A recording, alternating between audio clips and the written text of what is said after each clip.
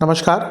ग्रहों की गोचरीय स्थिति पर रेगुलर वीडियो पाने के लिए साप्ताहिक राशिफल, मासिक राशिफल, त्रैमासिक राशिफल और ग्रहों के बाकी गोचर पर भी रेगुलर अपडेट्स पाने के लिए, जिसके हिसाब से आप अपने जीवन में थोड़ी गाइडेंस प्राप्त कर सकें, इसके लिए मेरे चैनल को अवश्य सब्सक्राइब करें।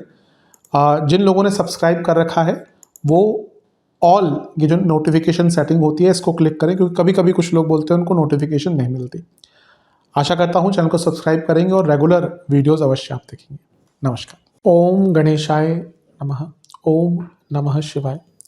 मैं निखिल ज्योतिष आचार्य आप सभी का मेरे चैनल पर पुनः स्वागत करता हूं। आशा करता हूं कि आप सभी स्वस्थ होंगे। महादेव की कृपा आप सभी पर सदैव बनी रहे।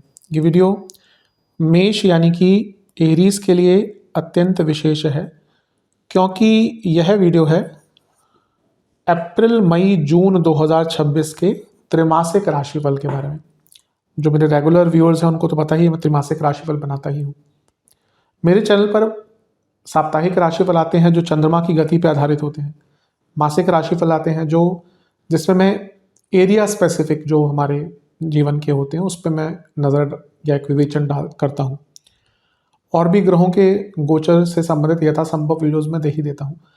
लेकिन इन सब में से त्रैमासिक राशिफल एक बहुत ही विशेष स्थान ग्रहण करता है उन लोगों के लिए जो समझते हैं कि ज्योतिष कोई जादू टोना नहीं है, और दूसरा जो ये समझते हैं कि राशिफल कोई उनकी पर्टिकुलर कुंडली का विवेचन नहीं है, लेकिन एक गाइडेंस के लिए टूल है। तो ऐसे लोगों के लिए ये जो त्रैमासिक राशिफल होता है वो बहुत उपयोगी होता है, क्योंकि इसमें मैं आने वाले 3 महीनों के ग्रहों के गोचरीय स्थिति पर एक विवेचन करता हूँ। 90 दिन का कालखंड, ताकि आपको समझ आए कि हाँ क्या डूज एंड डोंट्स हो सकते हैं, कहाँ पे थोड़ा बचना है, कहाँ पे थोड़ा सा लाभ उठाना है। ये सामान्य विश्लेषण ही होता है, लेकिन मैं हर बार कहता हूँ कि राशिफल और ग्रहों का गोचर एक जनरल डूज एंड डोंट्स अवश्य बता सकता है। और ये जो 90 दिन का कालखंड है इसमें बहुत कुछ हो रहा है। अगर हम अप्रैल की बात करें तो मंगल शनि की युति होगी मीन में, सूर्य उच्च के होंगे, हर साल होते हैं 14 अप्रैल के आसपास उच्च के। शुक्र स्वराशि के होंगे यानी कि वृषभ में आएंगे। मई आएगा तो वहाँ पे मंगल स्वराशि के हो जाएंगे, मेष में आएंगे। मंगल और सूर्य की युति भी होगी कुछ टाइम के लिए। और बुध स्वराशि के होंगे। और जून आते आते सबसे बड़ा जो परिवर्तन है इस वर्ष का, यानी कि देवगुरु बृहस्पति का राशि परिवर्तन, वो होने वाला है। सबसे बड़ा इसलिए क्योंकि इसके बाद जो बड़ा परिवर्तन हुआ दिसंबर में होगा, तो इस साल का या इस साल पर प्रभाव तो राहु केतु का जो परिवर्तन होगा उसका बहुत कम होगा। और बड़ा इसलिए क्योंकि देवगुरु बृहस्पति 12 साल के बाद उच्च के हो रहे हैं। उस पर ऑब्वियसली एक अलग से वीडियो भी आएगी, बहुत बड़ा टॉपिक है। और जून में गुरु शुक्र की युति भी होगी, और जून में बुध वक्री भी होंगे। जाते जाते जून में बुध वक्री हो जाएंगे। तो बहुत कुछ हो रहा है। लग्न राशि चंद्र राशि मेष है, दोनों ही देख सकते हैं। जहाँ से सूट रिलेट ज़्यादा करता है वहाँ से देखिए। व्यक्तिगत तौर पर मेरा मानना है लग्न से देखेंगे तो अच्छा है, इनकेस नहीं पता है तो चंद्र राशि से भी इसको देख सकते हैं। शुरू करते हैं अप्रैल के महीने के साथ। अप्रैल का महीना वैसे प्रथम दृष्टया ही आपके लिए बहुत अच्छा है, क्योंकि शुक्र बहुत लंबे टाइम तक आपके लग्न भाव में रहेंगे 19 अप्रैल तक। तो ये अपने आप में महीने को बहुत श्रेष्ठ बना देता है। धन स्थान के स्वामी है, सप्तमेश है, तो बिजनेस हो धन हो दोनों में ही लाभ दिख रहा है। और शुक्र का अपने आप में लग्न में होना बहुत प्रकार की त्रुटियों को, बहुत प्रकार के दोषों को दूर करता है। ये शुक्र पर केतु का प्रभाव है, तो मैरिड लाइफ पर नेगेटिव इम्पैक्ट पड़ सकता है। ये महीना मैरिड लाइफ में डिटैचमेंट शुरू से ही अनुभव आपको हो सकता है। ये आपके लाइफ पार्टनर की सेहत के लिए भी महीना बहुत अच्छा नहीं दिख रहा। और इसको और कंफर्म करता है मंगल दोष। 2 अप्रैल को मंगल का गोचर होगा और मंगल आपके 12वें घर में आ जाएंगे, और यहाँ से मंगल दोष का आरंभ होगा। और जब 12वें घर से मंगल दोष का आरंभ होता है तो करीबन 120 दिन तक वो मंगल दोष चलता है, क्योंकि 45 दिन यहाँ, 45 दिन यहाँ, या 45 दिन यहाँ, या 40 ऑलमोस्ट 120-125 दिन तक मंगल दोष रहेगा। अब यहाँ पर अगर हम देखिए, ये मंगल जो है वो आपके 7वें घर को देखेंगे, और यहाँ से राहु का प्रभाव भी है, और मंगल अष्टमेश है। अभी मैंने शुक्र की बात करी, वैसे ही जब मंगल का प्रभाव आएगा तो मैरिड लाइफ में थोड़ी प्रॉब्लम्स बढ़ना शुरू हो जाएंगी। फिर से कहूँगा, ये आपके लाइफ पार्टनर की सेहत के लिए बहुत अच्छा नहीं है। लेकिन सप्तम भाव पर लग्नेश मंगल और शुक्र की दृष्टि, यानी कि जो बिजनेस करते हैं उनके लिए बहुत अच्छा है, और जिनका प्रमोशन आदि रुका हुआ था या जो प्रमोशन प्राप्त करना चाहते थे कार्य क्षेत्र में, उनके लिए अच्छा है। ये टाइम पॉपुलैरिटी के लिए बहुत अच्छा है, अपना नाम बनाने के लिए, अपनी पहचान बनाने के लिए बहुत अच्छा है। तो देखिए, एक ही ग्रह जो मैरिड लाइफ में या दो ग्रह जो मैरिड लाइफ में प्रॉब्लम्स दे रहे हैं, वो बाकी एरियाज में कितना अच्छा रिजल्ट दे सकते हैं। और यही ज्योतिष है। मैं हर बार कहता हूँ कि कोई भी ग्रह मत मानिए कि वो केवल अच्छा ही देगा या बुरा ही देगा। कई बार लोग कंसल्टेशन में पूछते हैं मेरे लिए सबसे अच्छा ग्रह कौन सा है। कभी कभी होता है जो सबसे अच्छा ग्रह, यूजली लोग सबसे अच्छा ग्रह भौतिक रूप से ही मानते हैं कि जो पैसा बहुत दे दे, लेकिन कभी कभी वही ग्रह कुछ एरियाज में बहुत नेगेटिव रिजल्ट देता है। लेकिन भौतिक रूप से रिकॉग्निशन, प्रमोशन, बिजनेस, ये मंगल का गोचर अच्छा रहेगा। लेकिन लग्नेश है और यहाँ पे आपके शनि के साथ बैठ गए और 12वें घर में, अपनी सेहत का भी बहुत ध्यान दीजिएगा। अगर आपको ऑलरेडी कोई क्रॉनिक डिजीज चल रही है तो प्रॉब्लम बढ़ सकती है। कोई सर्जरी वगैरह करानी है और डॉक्टर ने बोल दिया कि भाई करा लो, तो इसको और डिले मत करना। हाँ, अच्छी चीज़ यह है कि मंगल जो है वो लग्नेश हैं और कर्मेश और लाभेश शनि के साथ बैठे हैं। तो ये दिखाता है कि कोई अटका हुआ काम, विदेश का कोई अटका काम, कोई लोन, कोई लीगल काम, वो पूर्ण हो सकता है। लेकिन सेहत के दृष्टिकोण से ये टाइम बहुत अच्छा नहीं है। मंगल लग्नेश होने के नाते, या वैसे भी मंगल 12वें घर में आते हैं तो चोट चपेट के कारक बन जाते हैं और गुस्सा भी बढ़ता है व्यक्ति का। यहाँ पे सूर्य के साथ भी है। अच्छी चीज़ है कि 12वें घर में है और पंचमेश सूर्य के साथ है, तो जो लोग बच्चे विदेश में जाने का प्लान कर रहे थे पढ़ने के लिए, उनके लिए अच्छा है। अब एक चीज़ है कि केतु पंचम में है और पंचमेश मंगल के साथ और शनि के साथ है। जो लोग रिलेशनशिप में हैं उनके लिए भी ये मंगल का गोचर भयंकर लड़ाई झगड़े कराने वाला है। तो अपनी उग्रता पर कंट्रोल कर लीजिएगा, मैरिड लाइफ और लव लाइफ दोनों में ही, अन्यथा थोड़ा प्रॉब्लम यहाँ पे हो सकती है। सप्तम से छठे में मंगल शनि सूर्य की युति, यानी कि बिजनेस में कुछ मेजर ट्रांसफॉर्मेशन, स्पेशली मशीनरी या मैन पावर के स्तर पर अगर आपको करना है तो उसके लिए भी बहुत अच्छा समय है। अपनी सेहत का लेकिन ध्यान दीजिएगा और भयंकर खर्चों के लिए तैयार रहेगा, क्योंकि लग्नेश 12वें घर में, वो भी सूर्य के साथ, शनि के साथ, और लग्न में शुक्र, भयंकर खर्चे होने वाले हैं। उसके लिए अपने आप को तैयार रखिएगा। 11 अप्रैल को बुध का गोचर होगा और बुध कहाँ पे आ जाएंगे? मीन में। अब बुध हो गए नीच के। नीच के ग्रह बुरे नहीं होते, मैं कई बार इस चीज को समझाता हूं, लेकिन इसके कुछ नेगेटिव इंपैक्ट और पॉजिटिव इंपैक्ट दोनों ही होते हैं। पहले पॉजिटिव चीज़ों की बात करते हैं। छठे घर के स्वामी होने के नाते विपरीत राजयोग बना रहे हैं, मंगल भी है जो विपरीत राजयोग बना रहे हैं। तो ये दो विपरीत राजयोग 12वें घर में, आप यकीन मानिए कोई लीगल प्रॉब्लम, कोई पैसों की प्रॉब्लम, या कहीं पे भी अटक गए थे आप जीवन में।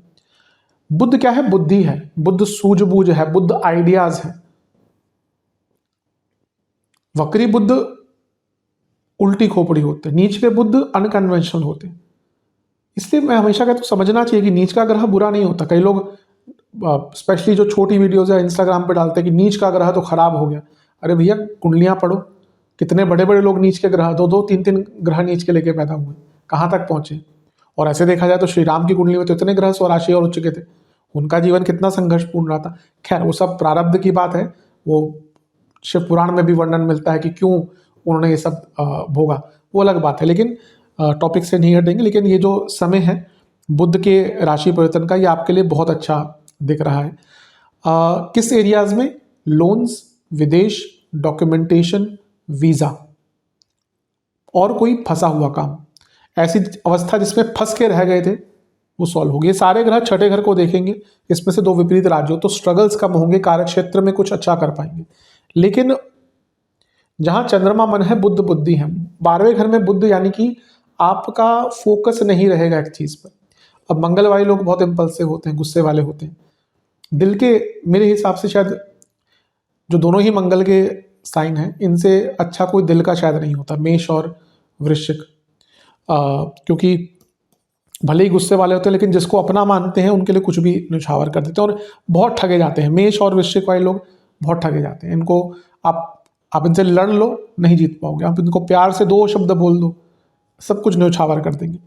तो यहाँ पे ना यही आपको ध्यान देना है कि 12वें घर में बुध, यानी कि आप किसी से इन्फ्लुएंस नहीं हो, आपका फायदा लोग उठाएंगे, उससे बचना है आपको। और अपने माइंड कंट्रोल पर बहुत ध्यान दीजिएगा, क्योंकि मन लगेगा ही नहीं एक जगह पर। अगर आपने अपने मन को नियंत्रित कर लिया, यकीन मानिए बुध का गोचर बहुत आगे लेकर जाएगा आपको। इसके बाद 14 अप्रैल को सूर्य का गोचर होगा और लग्न में आकर बैठ जाएंगे, उच्च के हो जाएंगे। हर साल में इस टाइम पे उच्च के होते हैं 14 अप्रैल के आसपास।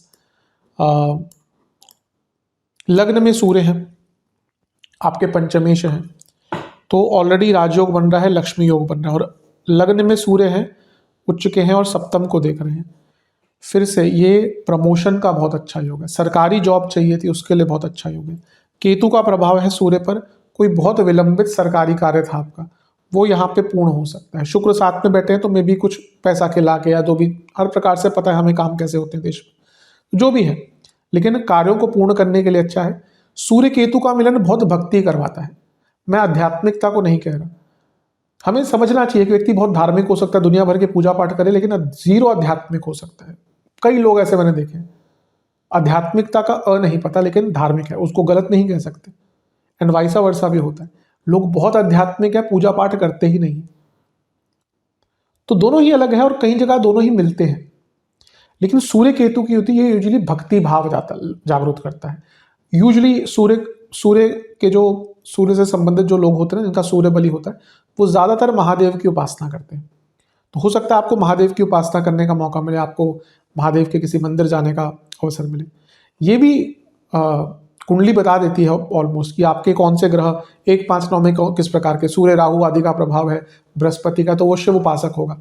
वैसे 2 पंथ हैं हमारे देश में, वैसे तो 5 हैं, शैव, शाक्त, वैष्णव, गाणपत्य और आदित्य यानी कि सूर्य, लेकिन बेसिकली 2 ही हैं, शैव और वैष्णव। तो शैव से फिर शाक्त निकले, वैष्णव से फिर वैष्णव क्या, तो बाकी सारे कनेक्टेड नहीं है। तो कुंडली देखकर कह सकते हैं कि हाँ व्यक्ति शैव परंपरा, शाक्त परंपरा की तरफ होगा या फिर वैष्णव के। तो जैसे सूर्य का प्रभाव है तो हो सकता है आपको शिव जी महादेव की उपासना करने का, कुछ उनके लिए भक्ति भाव करने का मौका मिले, और करना भी चाहिए। और सूर्य जब लग्न में आते हैं ना, व्यक्ति मॉरली बहुत करेक्ट हो जाता है, उसको पता चल जाता है कि मैं कहाँ पे गलत हूँ, और वो अपने आप को सुधार करता है। और Ketu is the planet of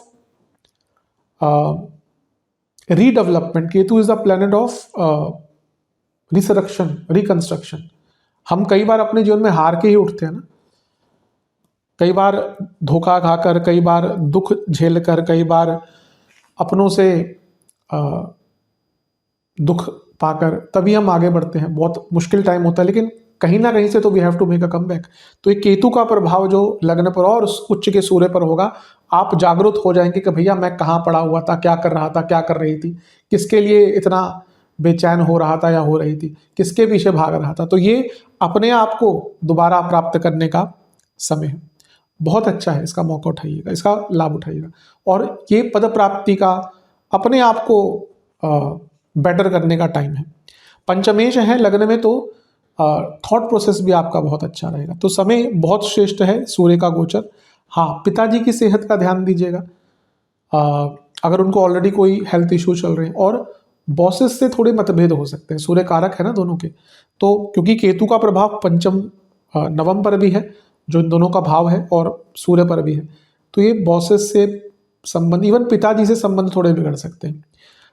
सरकारी कार्य भी कोई करना है ना, तो बहुत ध्यानपूर्वक करिएगा, या फिर अगर आप बिजनेस आदि करते हैं तो अपना पेपर वर्क बहुत ध्यानपूर्वक कीजिएगा, क्योंकि कुछ सरकारी काम आपके नज़र ढंग से आप चीज़ों को नहीं देख पाए, उसके कारण खराब भी हो सकते हैं।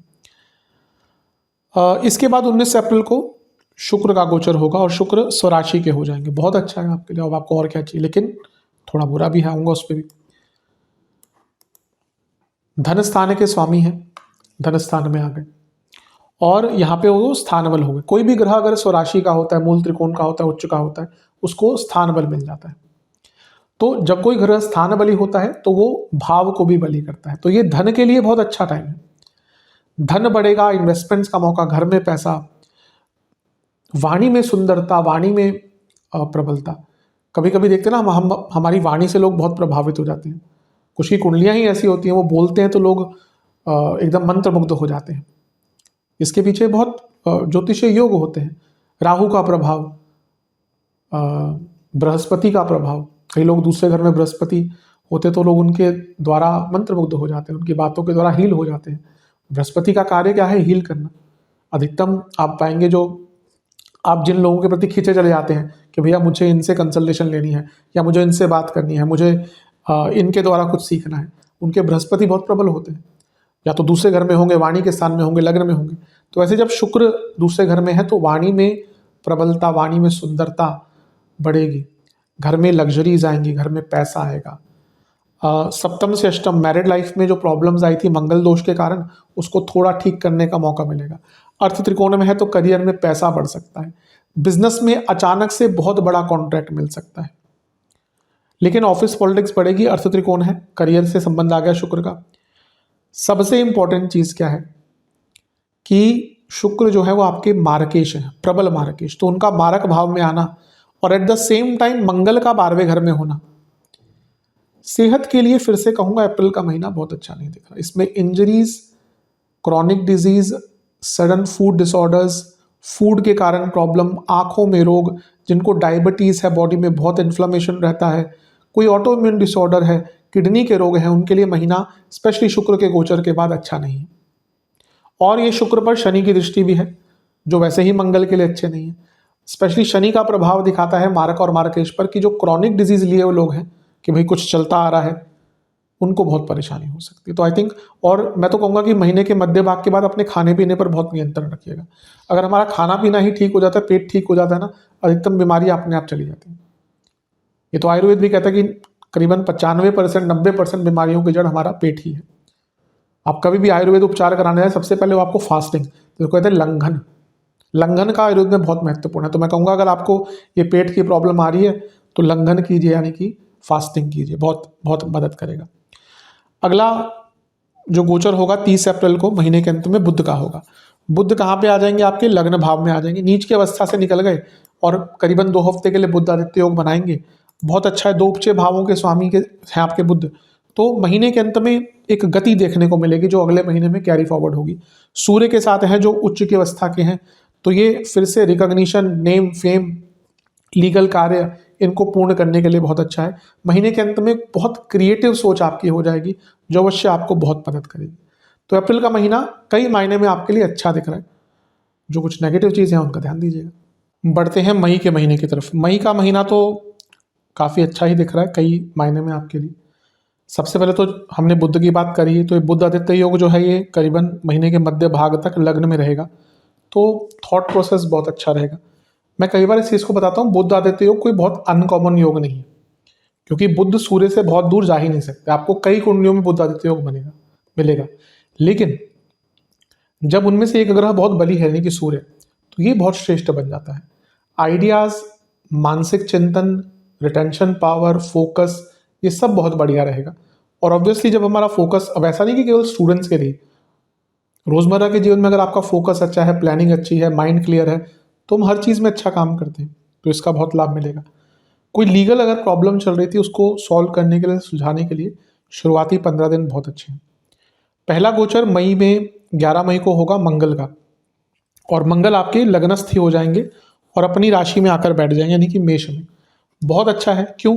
क्योंकि मंगल की हम बात करें, मंगल लग्नेश हैं, और लग्न में जब आएंगे तो राजयोग बनेगा और पंच महापुरुष योग भी बनेगा, मंगल द्वारा रूचक नाम का बनता है, तो बहुत श्रेष्ठ है। लग्न में, जैसे मैंने अभी अप्रैल के महीने में कहा था कि जब शुक्र स्वराशि के हुए तो दूसरा भाव बली हो गया, वैसे ही कोई भी ग्रह अपनी राशि में आता है तो उसको स्थान बल प्राप्त होता है, तो लग्न बहुत बली हो गया। अब मंगल लग्नेश है और सूर्य के साथ ये फिर से प्रमोशन, अब ठीक है 4 दिन के लिए युति है, लेकिन प्रमोशन, सरकारी कार्य, इसके लिए बहुत अच्छा है। मंगल सूर्य की युति, सूर्य पंचमेश है, बुध भी यहाँ पे बैठे हैं, तो जैसा मैंने कहा ना, इतने क्रिएटिव आइडियाज, इतनी बड़ी सोच हो जाएगी कि आपको बहुत आगे बढ़ाएगी। और सारे ग्रह मिलकर सप्तम को देख रहे हैं, यानी कि जीवन का बैलेंस थोड़ा शिफ्ट होना शुरू होगा, आपकी प्रायोरिटीज, और बिजनेस में तो लाभ ही लाभ है, क्योंकि मंगल सप्तम से धन के और सप्तम से सप्तम के स्वामी हैं, ऊपर से लग्नेश हैं, और सप्तम से लाभ के स्वामी सूर्य के साथ देख रहे हैं। तो ये बिजनेस के लिए, रिकॉग्निशन के लिए, इवन करियर के लिए, क्योंकि मंगल लग्नेश है तो लग्न भाव का हर एरिया पर इम्पैक्ट रहता है, मैं हमेशा कहता हूँ। तो करियर में भी बहुत कॉन्फिडेंट और रिकॉग्निशन का तो मैंने बोला ही है। ये मंगल पर केतु का प्रभाव है, तो कंस्ट्रक्शन, स्पेशली पैतृक संपत्ति या घर के रेनोवेशन बहुत अच्छा टाइम है। लेकिन मंगल लग्नेश है, लग्न पर केतु की दृष्टि, मंगल आ गए। मैं फिर से कहूंगा, आई थिंक ये पूरे ही 3 महीने मंगल मेष के लिए छोटी मोटी चोट, एक्सीडेंट्स और सर्जरीज के योग निरंतरता से बने हुए हैं। अब वो इंटेंसिटी कैसी होगी, कब होगा, वो कुंडली पर डिपेंड करता है। भाई प्रत्यंतर दशा कब बदल रही है, चंद्रमा का गोचर डिग्री वाइज कब चीज़ें हो रही है, वो सब कुंडली पर डिपेंड करता है। वो ऑब्वियसली हम यहाँ पे नहीं बता सकते। लेकिन मैं हमेशा कहता हूँ राशिफल क्या है, डूज एंड डोंट्स।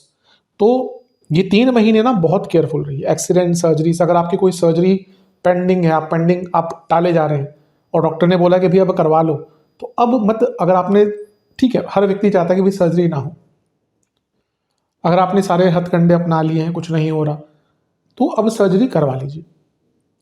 बाकी एक्सीडेंट्स के योग बने हुए हैं, केयरफुल रहिए। मेष में है मंगल, लग्न में है, कुछ लोगों के अंदर उत्साह आ जाता है, स्पेशली यंगस्टर्स की, घूमने जाएंगे, पहाड़ों पर जाएंगे। अब ये वही टाइम चल रहा है मई, जहाँ पे बारिशें स्टार्ट होती हैं, खैर जून के आसपास होती हैं। तो हमारे देश में वैसे ही भूस्खलन होते रहते हैं इस टाइम पे। तो थोड़ा यंगस्टर्स हैं जो बहुत, जिनके अंदर बहुत एड्रेनलिन रश रहता है इस टाइम पे, थोड़ा केयरफुल रहें, क्योंकि चोट वगैरह के योग बहुत स्ट्रांग बने हुए हैं। और सबसे बड़ी बात है गुस्सा, इम्पल्स। मेष वाले वैसे ही बहुत इम्पल्सिव होते हैं, उनको यूं गुस्सा आता है एकदम। हाँ, शांत भी हो जाते हैं कुछ टाइम बाद, लेकिन गुस्सा एकदम आता है। मेष, अगर आप देखें, मेड़ा बोलते हैं जो इंग्लिश में रैम बोलते हैं, तो पहले मार देता है, आप उसके पास भले थोड़ा सा जाना, एकदम अटैक कर देता है।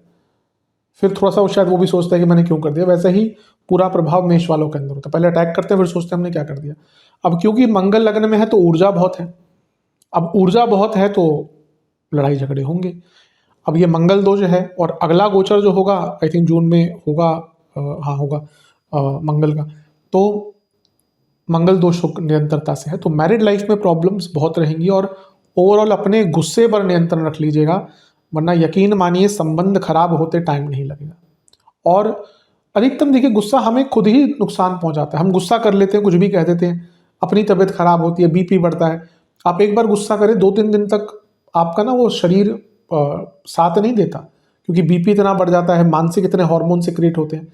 तो फायदा क्या है राशिफल का, भाई अगर आपको दिख रहा है कि यहाँ पे कुछ ऐसा हो रहा है कि आपको गुस्सा आ रहा है, लोग गुस्सा दिला रहे हैं, तो आपको अपने आप को शांत रखना है।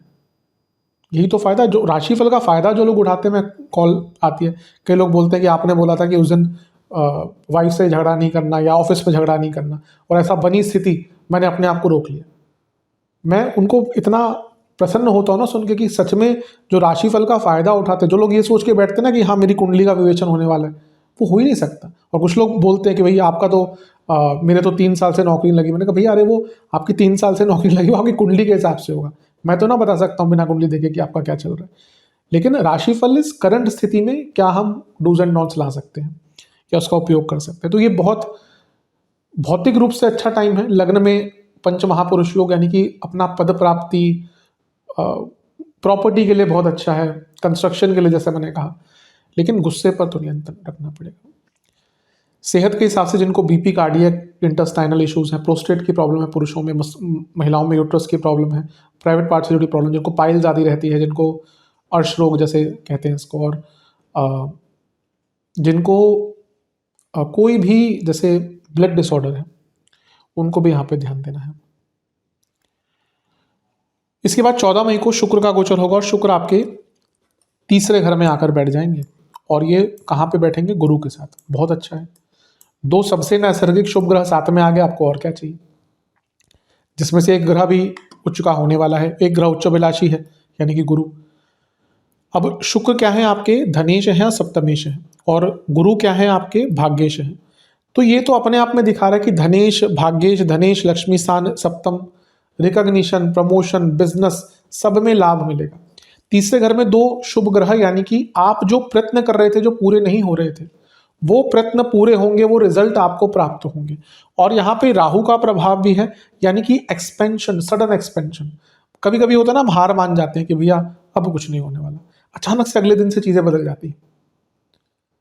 कई लोग जो राशिफल देखते हैं, कई बार बोलते हैं कि हाँ अब तक मेरे को मेरी जॉब नहीं लग रही थी, जिस दिन शनि का गोचर हुआ, जिस दिन शनि मार्गी हुए, जिस दिन बृहस्पति मार्गी हुए। अभी रिसेंटली मैंने बृहस्पति के मार्गी की वीडियो बनाई थी, तो कई लोगों ने बोला कि हाँ मेरा ऑफर लेटर अटका हुआ था, अभी आज एक ऑफर लेटर आ गया। तो ग्रहों का यही प्रभाव होता है। तो ये तीसरे घर में शुक्र गुरु, यानी कि आप अपने एक्सपेक्टेशन के बियॉन्ड जाकर कुछ कर सकते हैं, कुछ सीखना है, कुछ आरंभ करना है, रिस्क लेने हैं, अलग करना है, अपने आप को प्रूव करना है, अपने आप को अपनी नज़रों में प्रूव करना है। इससे अच्छा टाइम नहीं मिलेगा। दो नैसर्गिक ग्रह, शुभ ग्रह आपके भाग्य स्थान को भी देख रहे हैं, तो भाग्य भी बहुत साथ देने वाला है। अब ध्यान किस चीज़ का रखें? अति उत्सुकता, ओवर कमिटमेंट, ओवर फ्रेंडली होना, ओवर कम्युनिकेट करना, इन चीज़ों से बचना है। शुक्र गुरु की युति सप्तम से नवम में विवाह का योग भी बनाती है। सप्तम से त्रिकोण में शुभ ग्रह अगर आते हैं, स्पेशली गुरु और शुक्र भी, स्पेशली शुक्र, गुरु तो जब भी त्रिकोण में आएंगे तो दृष्टि डालेंगे ही सप्तम पर, लेकिन शुक्र भी अगर सप्तम से त्रिकोण में गोचर करते हैं तो यानी कि 3-7-11-3 या 3-7-11 काम त्रिकोण, तो इनमें वो विवाह का योग बनाते हैं। और ये ऐसा टाइम है जब आप ना प्रसन्न रहेंगे, आपके जब हमारे अंदर उत्साह होता है ना, कई बार आप देखिए कि सब कुछ है जीवन में, उत्साह नहीं है, करोड़ों पड़े हैं बैंक में, प्रॉपर्टीज हैं, कहाँ खर्च करें, मन ही नहीं करता कहीं खर्च करने का। तो ये वो टाइम होता है जब आपके अंदर उत्साह आता है। घूमिए, मैं तो कहूँगा इस टाइम पे अपने घूमने का प्लान बनाइए। 12वें घर के स्वामी तीसरे घर में शुक्र के साथ है, धार्मिक जगह पर घूमने का प्लान बनाइए। विदेश जाना है, विदेश जाइए, कहीं फैमिली के साथ जाइए। तो इस टाइम को उस प्रकार से उपयोग कीजिए। अगला जो गोचर है वो 15 मई को होगा, लेकिन एक नहीं है, दो गोचर हैं, साथ में ही हो रहे हैं, बुध और सूर्य। बुध आ जाएंगे वृषभ में, सूर्य आ जाएंगे वृषभ में। ये भी बहुत अच्छा है। आपके लक्ष्मी भाव के स्वामी सूर्य और उपचय भाव के स्वामी बुध, कोई आइडिया जिसको इम्प्लीमेंट नहीं कर पा रहे थे, बहुत अच्छा टाइम है। बिजनेस के लिए अच्छा है, क्योंकि सप्तम से अष्टम में बुध आदित्य योग, यानी कि एक नए आइडिया के द्वारा बिजनेस को बढ़ाने का, और कार्य क्षेत्र में भी बहुत आइडियाज आपको आएंगे, बहुत आप प्रोडक्टिव हो जाएंगे। यहाँ पर कर्म भाव के स्वामी शनि भी देख रहे हैं सूर्य बुध को, तो ये आपकी प्रोडक्टिविटी को बहुत बढ़ाने वाला है। आप देखेंगे अगर इवन जॉब जिन लोगों की चली गई थी उनके लिए योग बहुत अच्छा है, क्योंकि अर्थ त्रिकोण में बुध आदित्य योग प्लस 10वें घर के स्वामी।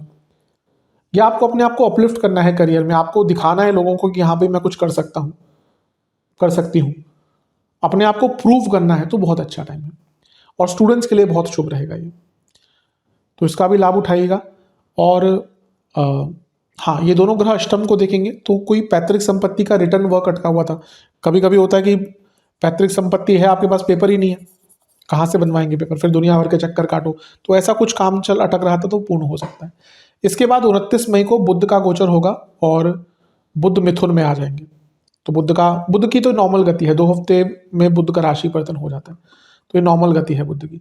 तो बुध आ जाएंगे आपके तीसरे घर में, स्वराशि के हैं, तो यहाँ पे शुक्र गुरु के साथ उनका आना बहुत श्रेष्ठ है, बहुत बल। ये ऐसा लग रहा है कि मई का महीना ना आपके अंदर कॉन्फिडेंस, विल पावर, अपने ऊपर विश्वास, स्ट्रेंथ, सीखने की क्षमता, बदलाव की क्षमता बहुत बढ़ जाएगी। तो जाते जाते भी जो बुध है ये आपको बहुत अच्छा रिजल्ट देके जाएंगे। और क्योंकि बुध पर राहु का प्रभाव है, तो ऐसी सोच जो जीवन बदल दे हो सकता है, लेकिन बस ध्यान रखिएगा कभी कभी बुध राहु थोड़ा सा अनसोशल साइड भी लेके जाते हैं, तो उसका ध्यान रखिएगा। अदरवाइज तो मई का महीना आपके लिए श्रेष्ठ दिख रहा है। जो मैंने सेहत की कुछ बातें करी उन पर ध्यान दीजिएगा। चलते हैं जून का महीना। जून का महीना तो बहुत श्रेष्ठ है, बहुत कुछ हो रहा है यहाँ पे। सबसे पहला बदलाव तो 2 तारीख को ही हो जाएगा।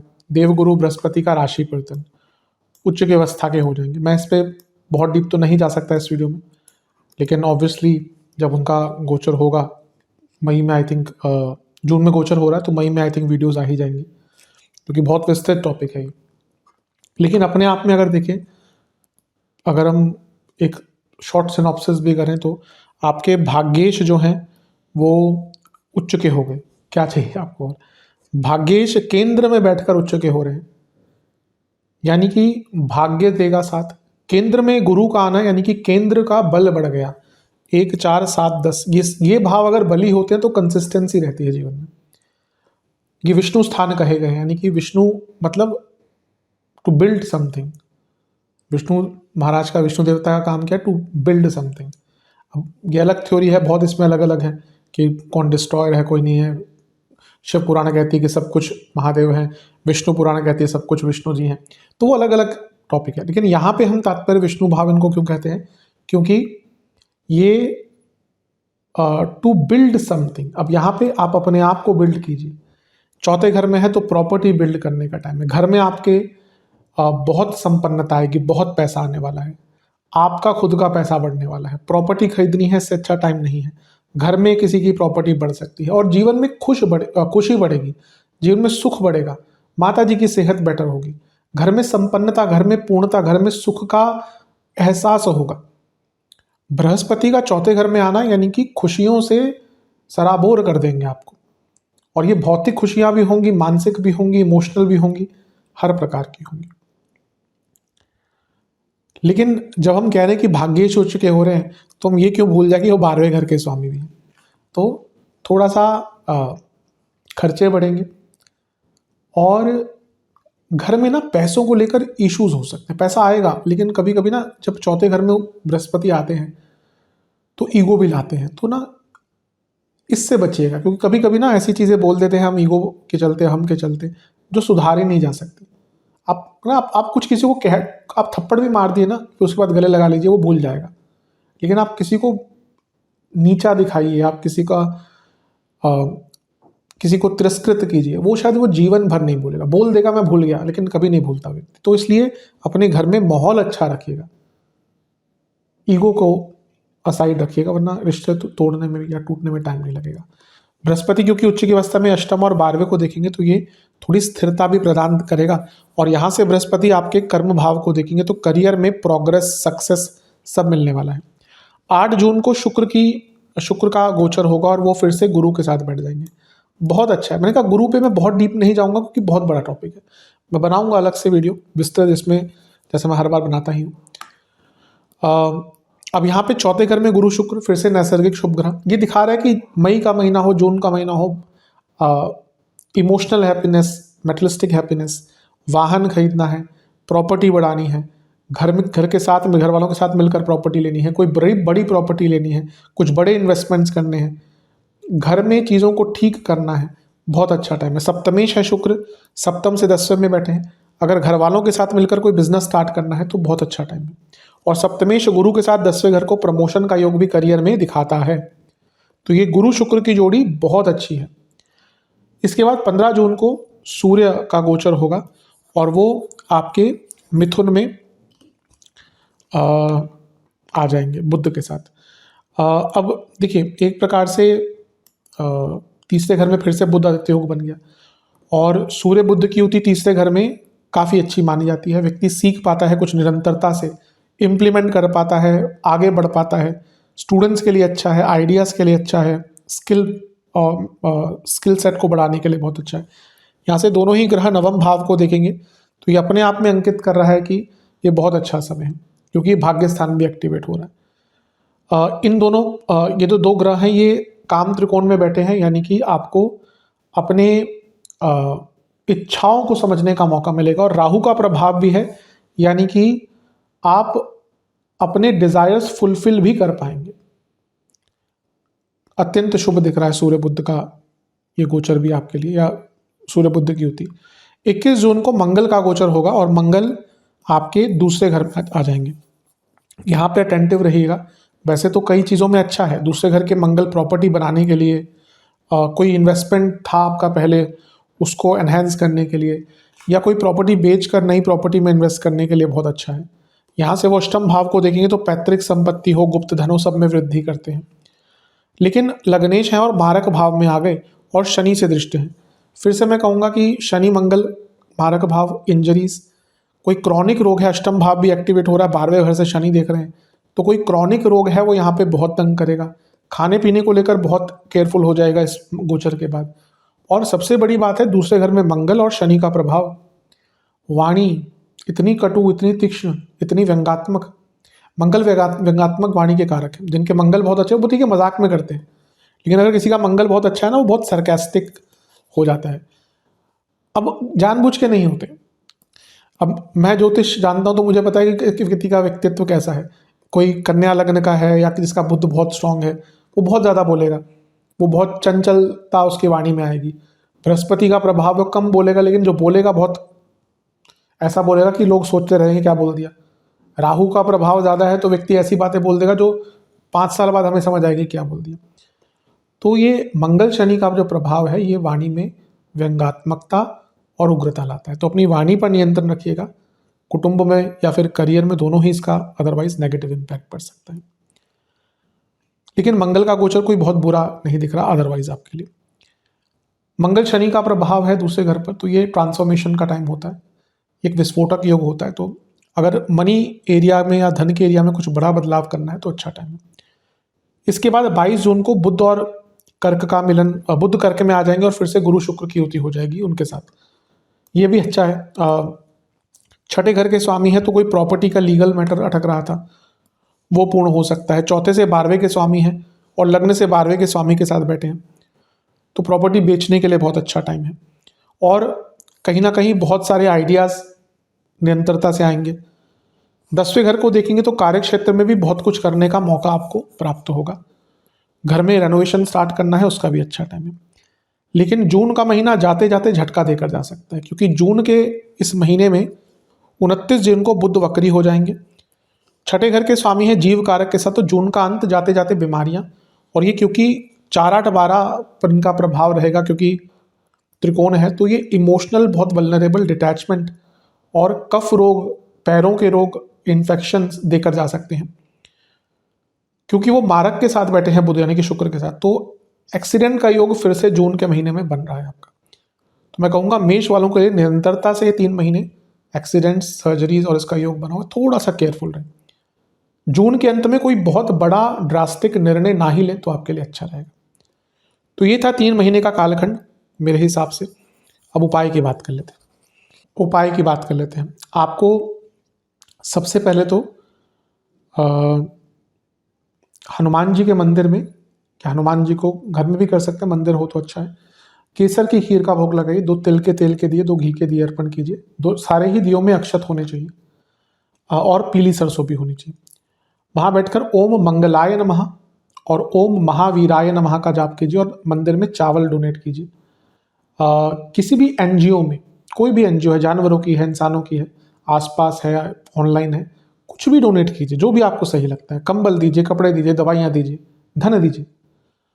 कोई भी आपके आसपास गौशाला है वहाँ पर फलों का दान करके आइए गौ माता के लिए, और गंगा जल से महादेव का अभिषेक करें, चंदन का तिलक लगाएं और ओम वाम देवाय नमः मंत्र का 108 बार जाप करें। ये उपाय कर लेंगे तो अवश्य विशेष लाभ प्राप्त होगा। आशा करता हूँ कि वीडियो काम आएगी। चैनल पर नहीं सब्सक्राइब कीजिए, वीडियो को लाइक कीजिए। मिलता हूँ अगली वीडियो में, तब तक के लिए ओम नमः शिवाय।